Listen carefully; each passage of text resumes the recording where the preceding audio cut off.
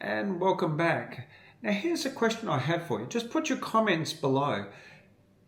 Tell me if you think you're good at detecting when people may be lying to you. I'd be really interested to see what the balance is and how many people think they're very good at reading people, and also whether or not they think they're good at detecting deception. Now, often, a lot of people think that confidence equals truth. It doesn't. In fact, one of the most credible things a person can sometimes say is, I don't know, or I can't remember, or I'm not sure. Hi, I'm Steve Van Appen, and today we're looking at why uncertainty can sometimes support credibility.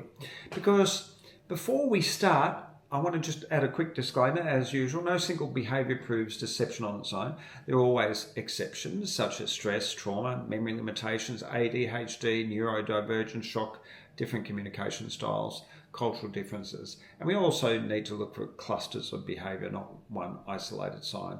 And in serious situations, these observations should be supported by cooperating evidence. All right, let's get into it.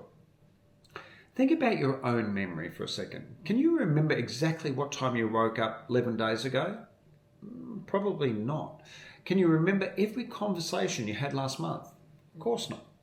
Because human memory has limits, truthful people usually understand that. And when they don't know something, they often admit it. Well, that's, in my experience, proven to be true many times. Now compare that to someone who seems to know everything, every detail, every time, every conversation, every sequence. Now it is possible some people have photographic memories, and they do, but not everyone.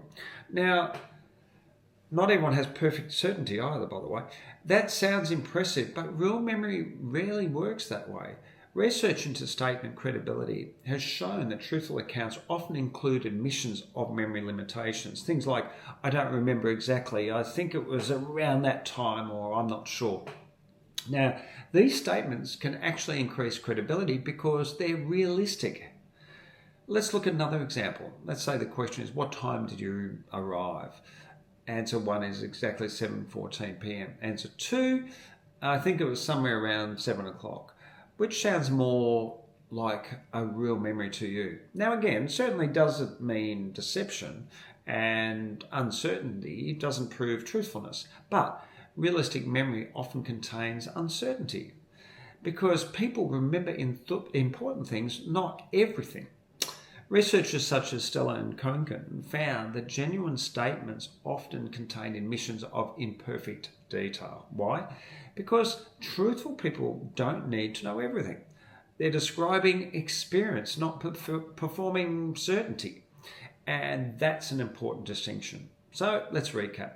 Watch for reasonable uncertainty, admissions of imperfect memory, realistic recall limitations, and natural corrections. Because sometimes the most truthful answer in the room is simply, I don't know. Some of the references, Stella and Konkin, CBCA research that I mentioned earlier, Johnson and Ray, reality monitoring, and Albert Vridge, detecting lies and deceit.